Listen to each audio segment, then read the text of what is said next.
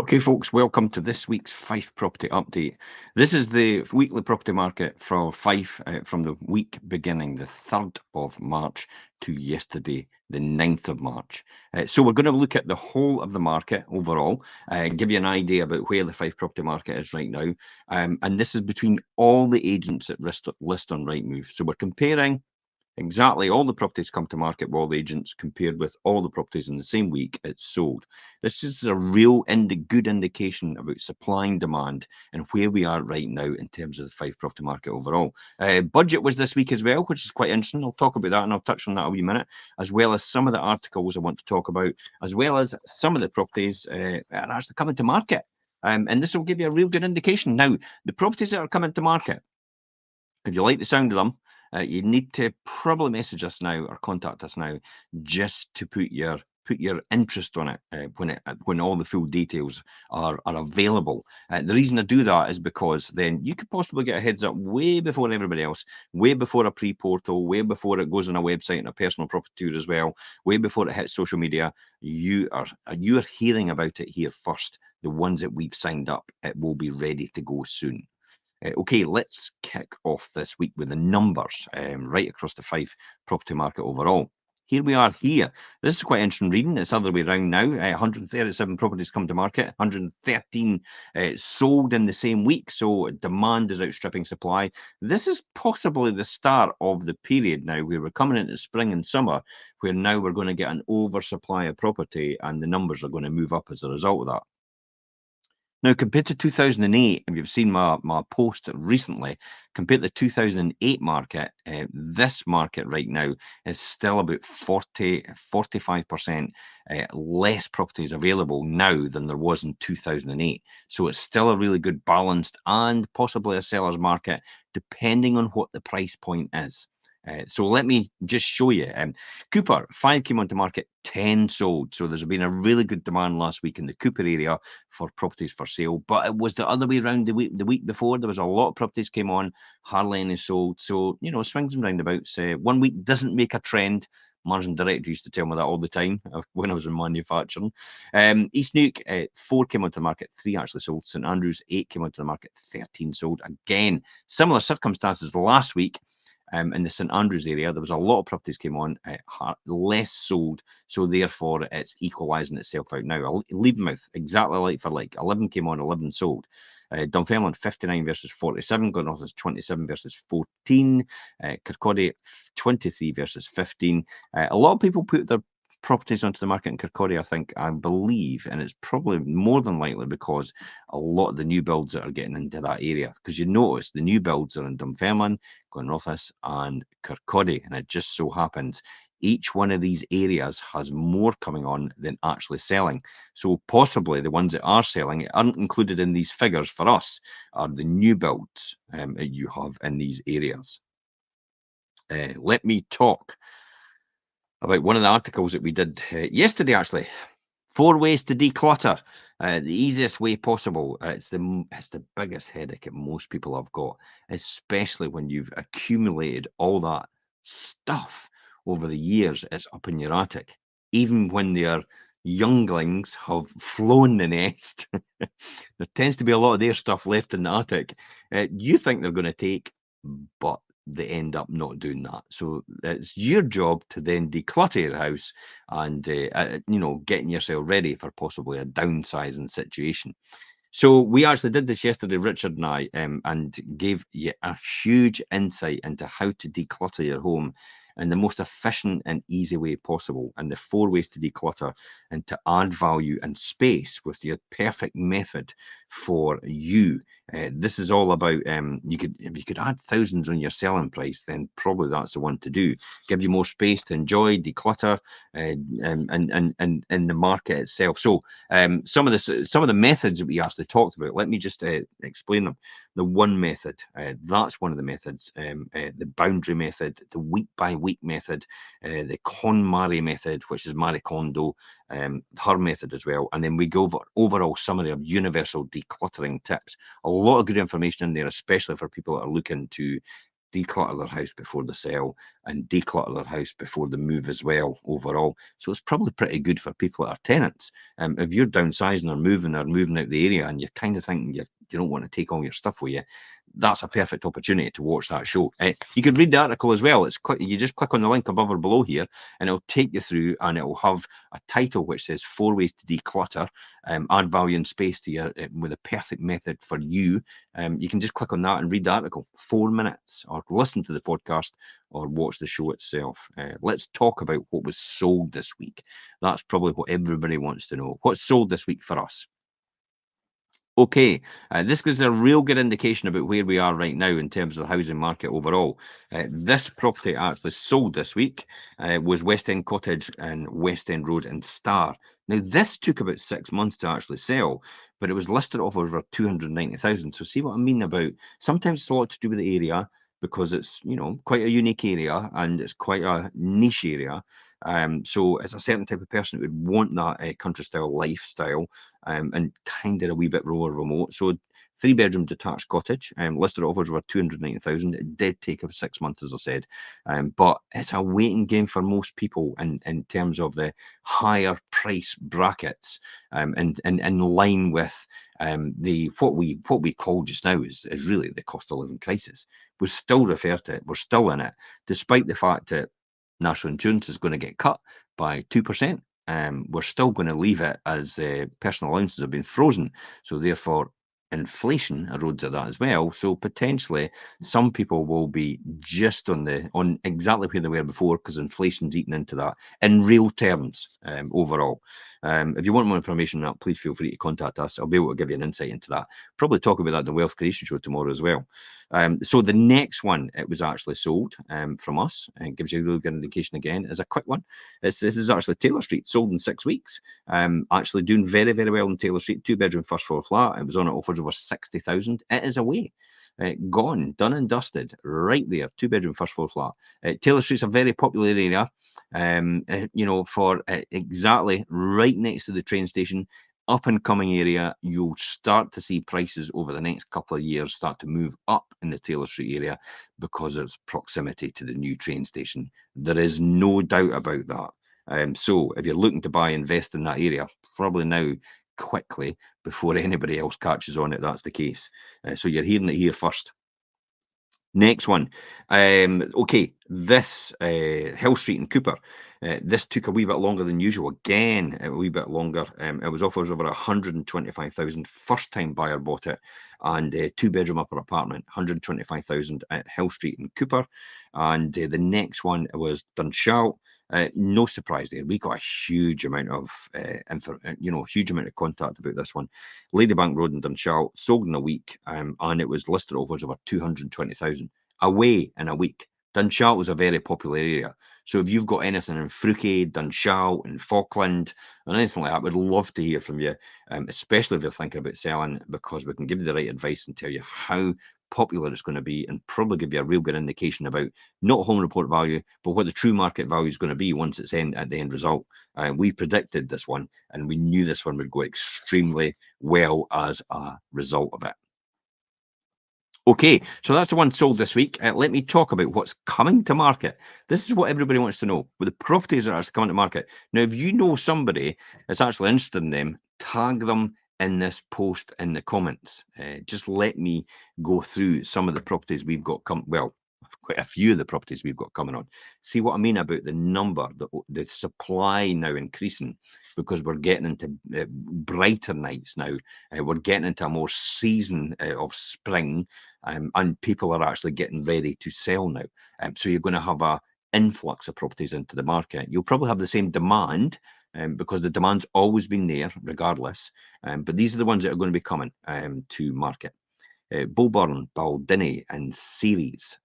So this is a 5-bedroom detached house which will be coming on. Kelsey House after Murphy, 2-bedroom ground floor apartment. Great for downsizers because it's all on one level, ground floor. Invery Street in St Monans, 3-bedroom semi-detached house. If you saw that pre-portal, that is a mint condition property. It is an immaculate kitchen, brand new, top of the range, and it is an immaculate bathroom as well, brand new, top of the range as well, and an attic room to extend into. So if you're looking for the East Nuke area and you're looking at a 3-bedroom semi-detached at a great price point, offers over 220,000, it's it. You need to be quick because it's at pre-portal stage just now, and it will hit websites on Monday or Tuesday tomorrow. Priory Court in Pitt and Weems going to be coming on. 1-bedroom semi-detached bungalow. Watch out for that one. Walk out the back garden. You've got these panoramic views right over the harbour towards the Firth of Forth, the May Isle, the Bass Rock, Berwick Law. A great bungalow. And I know, possibly, because of next door and they developed as well, it has potential to extend as well. Norman Road in Dysart, 5-bedroom detached house. If you haven't seen that one on the Fife Properties Kirkcaldy page, check it out. It is a cracking property, south facing to the rear garden. Again, panoramic views right across from left to right, and the sun sits on the back all day long. Very traditional Victorian villa. It's got huge rooms. It's got many original features as well. Church Street in Leaving, 5-bedroom linked detached house. Now, I just put that one on, did a pre-portal recently, so that's one just on. That's Rose Cottage. Roger Street in Cellardyke, again, I did a pre-portal 5-bedroom townhouse. That came on just a couple of days ago onto the pre-portal stage. Remember, it's not on a website, hence the reason we're talking about it now. Main Street in Collinsborough, 4-bedroom terraced house is coming on. Acorn Court in Cellardyke, a 2-bedroom first floor flat. This is a beauty. I've seen inside this already, and it is absolutely mint condition inside. At Brighton Road in Cooper, 4-bedroom detached bungalow, Hen's Teeth is coming on as well. John Knox Gardens in Glenrothes, 4-bedroom detached house. Now, I've actually signed this one up, and I tell you, it is gorgeous inside. This is like a show house, the John Knox Gardens in Glenrothes. It is like a show house. It's in the Pitcairn area, and it's very, very desirable as a result, in a cul-de-sac. And it backs off onto the forest itself. So brilliant if you've got dogs and stuff like that for walking, and just out the back gate. And I will be doing a pre-portal on that soon. But if you want heads up, first of all, now about it, 4-bedroom detached house finished in it. Can I say an immaculate standard? Yeah, probably an immaculate standard is probably right at this. Main Street in Strathkinnis, 4-bedroom detached house. Cash Fuse in Strathmiglo, 3-bedroom semi-detached bungalow will be coming on. Again, another bungalow. Hillview in Balmullo, 2-bedroom semi-detached bungalow again. There's a few bungalows in there coming in. Priory Court and Pitt and Weems bungalow. You've also got Brighton Road and Cooper bungalow. You've got Cashview Strathmiglo bungalow. You've got Hillview Road, Balmullo bungalow. Bungalows are very popular. Once they're gone. It's hardly anybody that's building any new build bungalows now, because space minimization, profit maximization. On the same bit of land, you can get a 2-story there easily for a builder. So why on earth would they want to build a bungalow? This is why bungalows are so popular, especially for people downsizing or needs that one level living. So if you're interested in any of these, message us direct with your details and the one that you're interested in, and we will come back to you as a result of that and give you more information when they come to market. Let me talk about one of the articles I did during the week, actually. The budget. Let's talk about the budget, actually. Budget, no surprise. It wasn't really overwhelming, but what I did pick up on is the Office of Budget Responsibility, the OBR, had actually indicated quite strongly that inflation was going to hit 2% in the next 2 or 3 months. That means that will trigger, more than likely, base rate cuts as a result of that. That means, therefore, there's a possibility that interest rates might come down. Well, variable interest rates will come down on mortgages at the bank, and possibly mortgage offers will come down in terms of that as well. That might mean as well, the knock-on effect will be the price point of affordability will move from 250,000 to possibly 350,000 for a lot of people. So if people have got their houses around 300,000 mark, it might take a wee bit longer to sell. In the next couple of months, it more than likely will be able to sell if interest rates come down and mortgage rates come down as a natural result of that. The key is here, if the average mortgage rate dropped down to 4.5%, so for the average mortgage rate, remember, not just any mortgage rate, because some mortgage rates you get a huge discount as a result because you've got a huge amount of equity. But I mean, the average overall, first-time buyers included and everything like that as well.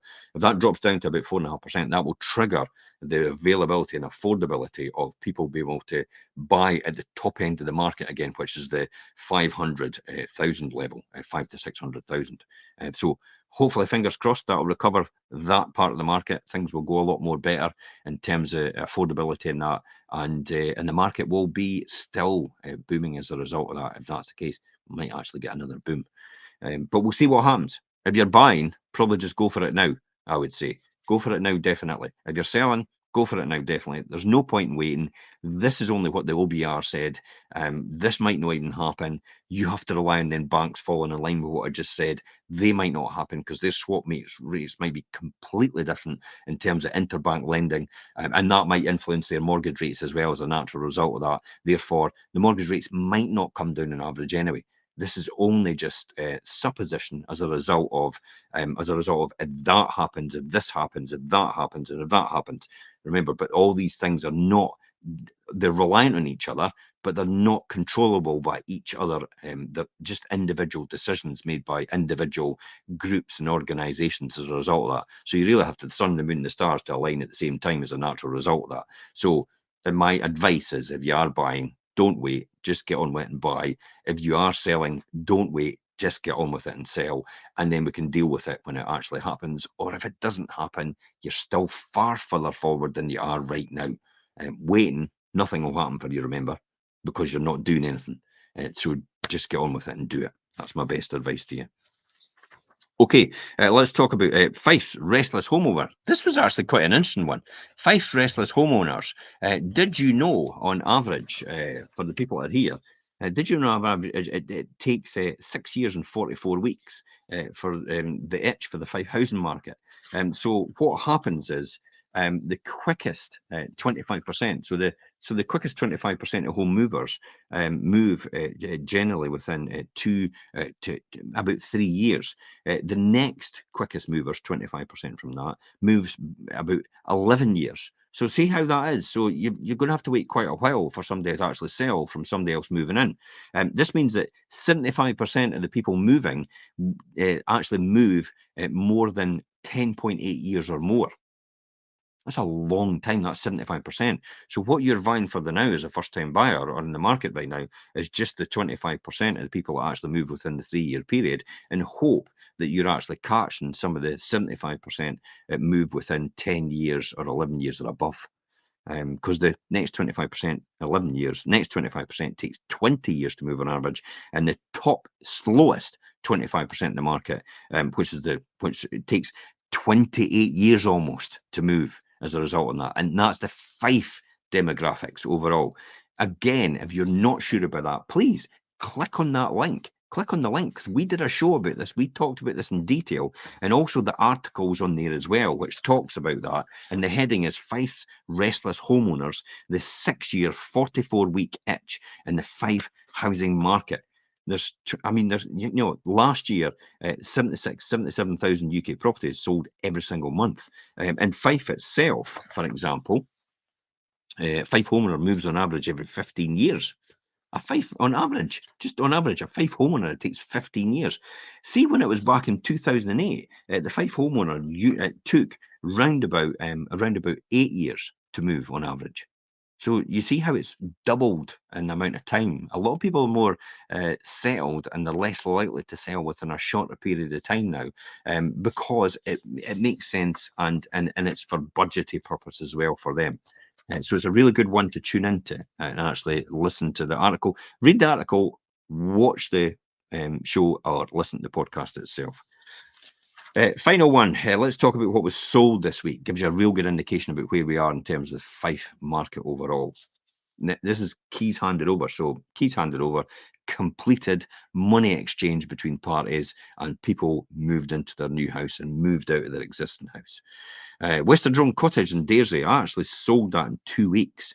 A 3-bedroom semi-detached bungalow. Sold it in 2 weeks, and it went for 7% over the home report value. So see how we're still getting over the home report value for us. That represented another £20,000 in the seller's hands, as opposed to the home report value itself. So they got an extra £20,000 as a result of our negotiation.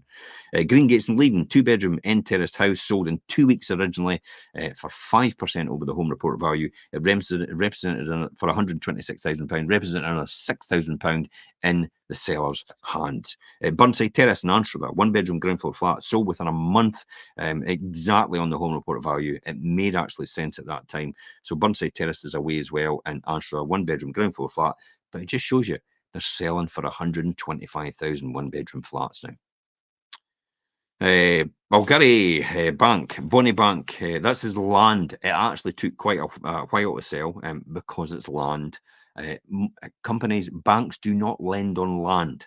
They will lend on property because property is bricks and mortar. But when it comes to land, land could have any price possible. So banks are less likely to lend on land. So it's more difficult for somebody to get financing for that. Hence the reason they take quite a time for land to sell. So this took 9 months, and it sold under the market value. Under the market value, well, it wasn't really under the market value because there's no home report value for land itself.